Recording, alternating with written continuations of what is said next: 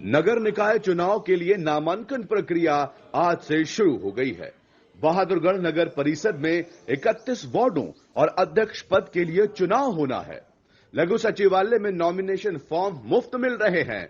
14 पन्नों का नामांकन पत्र सरकार की ओर से जारी कर दिया गया है। इसके हर पेज पर प्रत्याशी के हस्ताक्षर होने जरूरी हैं और पत्र का हर कॉलम भरना जरूरी है। एसडीएम भूपेंद्र सिंह को रिटर्निंग ऑफिसर बनाया गया है। सुबह 11 बजे से 3 बजे तक बहादुरगढ़ के लघु सचिवालय में नामांकन पत्र दाखिल करने की व्यवस्था की गई है। 4 आरएआरओ भी नियुक्त किए गए हैं। चुनाव लड़ने के लिए उम्मीदवार के घर में चालू शौचालय होना जरूरी है, नहीं तो उम्मीदवारी कैंसिल हो जाएगी।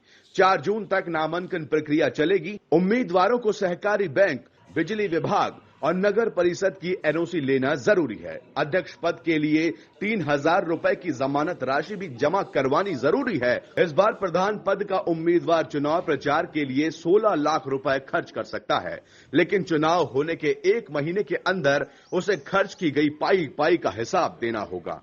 19 तारीख को बहादुरगढ़ शहर के 1,33,408 वोटर अपने मतों का प्रयोग करेंगे।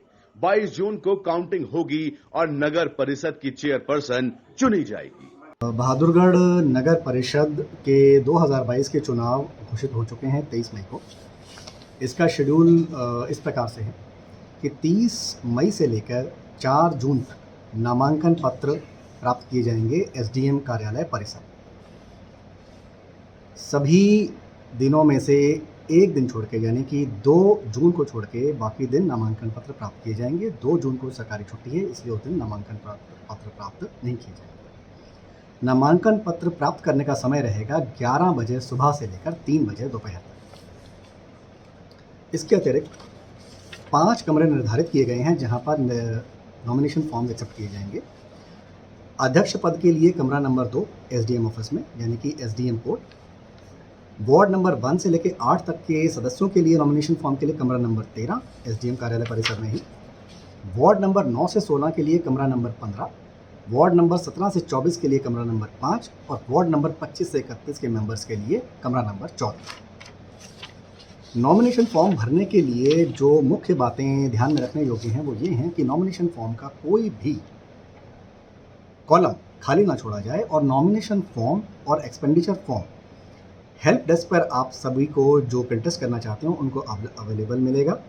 एसडीएम कार्यालय के एंट्रेंस पर ही हमने एक नॉमिनेशन का हेल्प डेस्क तैयार किया गया है जिसमें ये दोनों फॉर्म्स अवेलेबल कराए जा रहे हैं। Nomination form free of cost है और एक्सपेंडिचर फॉर्म 10 रुपये के शुल्क पर अवेलेबल कराया जा रहा है। नॉमिनेशन फॉर्म में कोई भी कॉलम खाली ना छोड़े। ओथ जो लें वो ओथ कमिश्नर से या क्लास 1 मजिस्ट्रेट से या नोटरी पब्लिक से अटेस्टेड हो।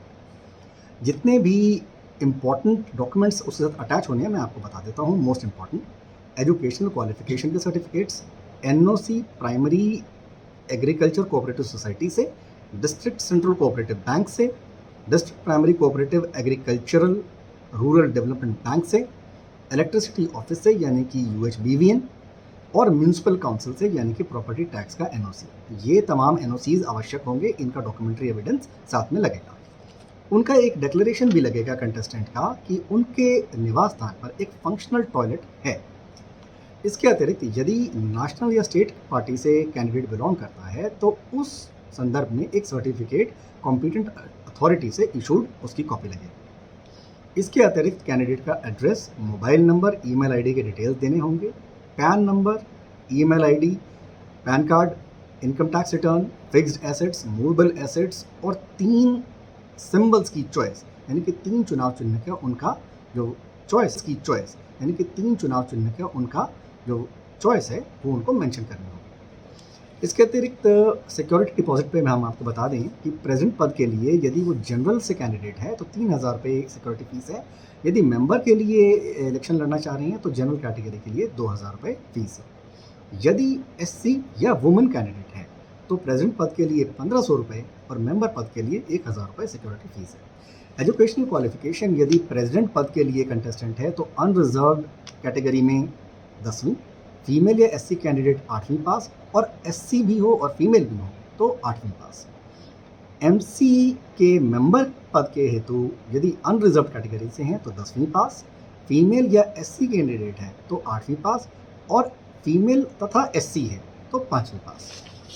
इसके अतिरिक्त आपको बता दें, नॉमिनेशन फॉर्म जब हम रिसीव करेंगे तो उसके साथ हम रिसीट देंगे। एक तो हम नॉमिनेशन फॉर्म को एक्सेप्ट करने की रिसीट देंगे, उसमें स्क्रूटिनी का दिन और समय निर्धारित किया जाएगा, किस दिन स्क्रूटिनाइज किए जाएंगे नॉमिनेशन फॉर्म को, नोटिस दिया जाएगा किस दिन और किस समय अलॉटमेंट ऑफ सिंबल किया जाएगा, ओथ जो हम हमारे पास जमा करेंगे उसकी रिसीट दी जाएगी, मॉडल कोड ऑफ कंडक्ट की इंस्ट्रक्शन दी जाएंगी। इसके अतिरिक्त Haryana prevention of defacement of property act 1989 की प्रति दी जाएगी।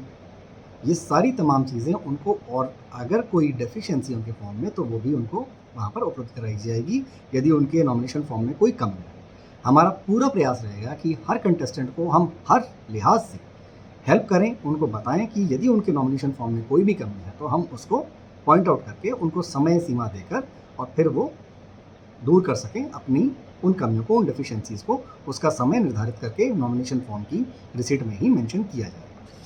अब आते हैं एक्सपेंडिचर के ऊपर, खर्चे के ऊपर। यदि कोई प्रेसिडेंट पद के लिए इलेक्शन लड़ रहा है तो म्यूनसिपल काउंसिल के केस में 16 लाख रुपए की सीमा है और मेंबर पद के लिए 3.5 लाख रुपए की सीमा है। इसके अतिरिक्त मेरा सभी कंटेस्टेंट से ये रिक्वेस्ट है कि मॉडल कोड ऑफ कंडक्ट लागू हो चुका है और वो इस समय चल रहा है। सभी कैंडिडेट्स स्वयं भी और उनके जो टीम मेंबर्स हैं उनको भी वो ये सूचित रखें कि किसी भी सूरत में मॉडल कोड ऑफ कंडक्ट का उल्लंघन नियमों के अनुसार ना हो। मॉडल कोड ऑफ कंडक्ट का उल्लंघन होने पर सरकार की क्लियर हिदायतें हैं कि बहुत ही स्ट्रिक्ट एक्शन लिया जाएगा और उसको बहुत स्ट्रिक्टली कॉग्निजेंस में लिया जाएगा। तो सभी से मेरा अनुरोध है कि मॉडल कोड ऑफ कंडक्ट का उल्लंघन कतई ना करें। सभी कैंडिडेट्स को हमारी शुभकामनाएं हैं।